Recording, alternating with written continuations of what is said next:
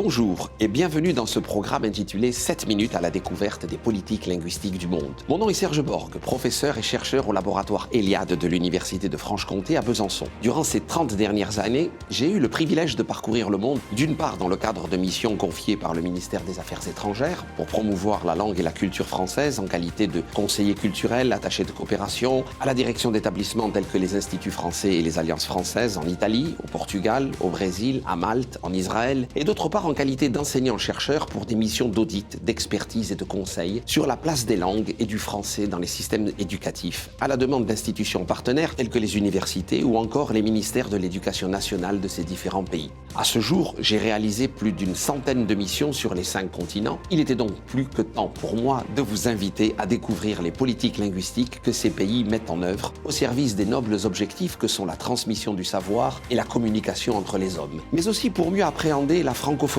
les francophonies dans leurs différentes déclinaisons, avec leur histoire et leur réalité, d'où le pluriel que nous lui choisirons parfois, à l'instar de ses pères fondateurs que sont Léopold Sédar Senghor, Habib Bourguiba, Hamani Diori et Norodom Sihanouk. Ce programme s'adresse aux étudiants de licence, de master et de doctorat qui, dans le cadre de leurs recherches sur ce domaine bien précis des sciences du langage, à savoir les politiques linguistiques, trouveront des données théoriques auxquelles se référer, des pistes pratiques à explorer, ainsi que des bibliographies et des cytographies pour approfondir leurs réflexions. Il s'adresse aussi au grand public, curieux de comprendre la vie des langues, leur naissance, leur statut et leur devenir. À l'issue de chacun de nos reportages, nous vous offrirons la possibilité de télécharger gratuitement depuis le site du Forum mondial Héraclès un dossier actualisé pour aller plus loin.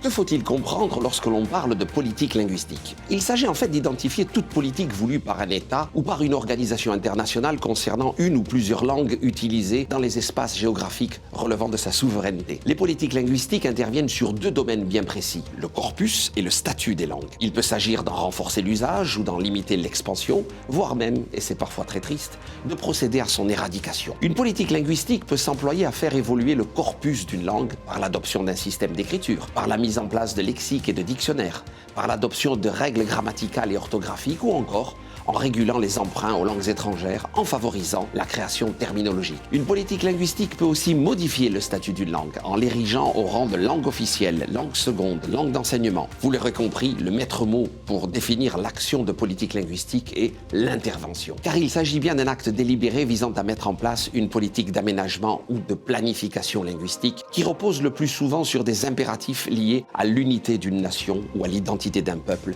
avec tout ce que cela suppose comme subjectivité ethnique, anthropologique, idéologique, spirituelle et éthique. Et ce n'est qu'au prix d'analyses rigoureuses de ces politiques linguistiques menées dans ces différents pays que nous pourrons appréhender les liens qu'ils entretiennent avec la francophonie. Il est clair que sans une analyse préalable du substrat que constitue la politique linguistique d'une nation, l'entreprise de promotion de langue culture française et la diffusion des cultures francophones connaîtront des issues inégales allant de la pleine adhésion au rejet. On parlera alors de politique linguistique éducative avec la place octroyée à l'apprentissage des langues vivantes dans l'enseignement primaire, secondaire ou supérieur. C'est pourquoi, pour chaque pays, nous vous proposerons une présentation en 3 parties.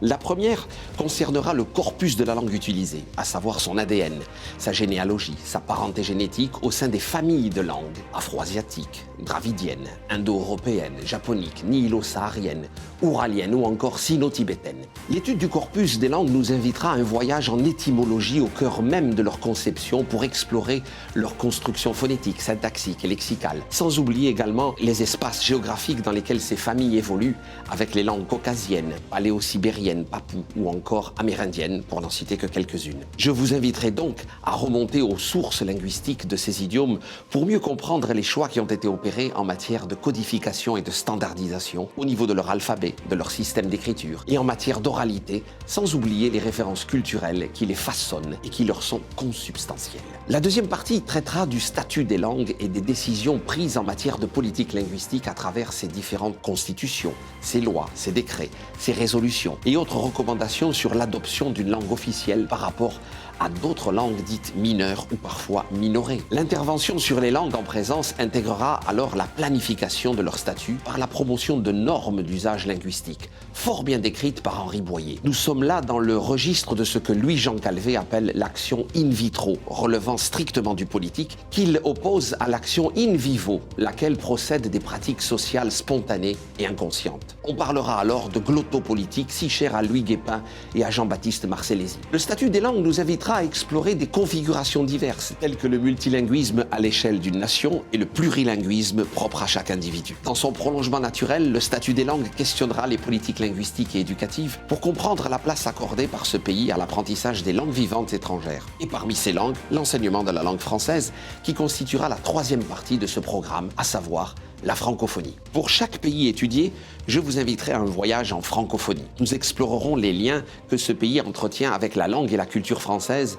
ainsi qu'avec celle d'autres pays francophones. On constatera là aussi combien sont importants le poids de l'histoire, des valeurs, des échanges, des représentations mentales, mais aussi du soft power de la France et des pays francophones pour mieux saisir son degré de francophilie et ainsi la place qu'occupe la langue française dans ses valeurs éducatives, dans ses projets de développement et de coopération à l'international. Si les questions de géopolitique seront bien présentes, elles n'excluront pas pour autant les considérations humanistes qui unissent les quelques 300 millions de locuteurs francophones sur la planète. Embarquement immédiat pour cette série de reportages sur les 5 continents et à très vite pour découvrir les politiques linguistiques et les francophonies du monde.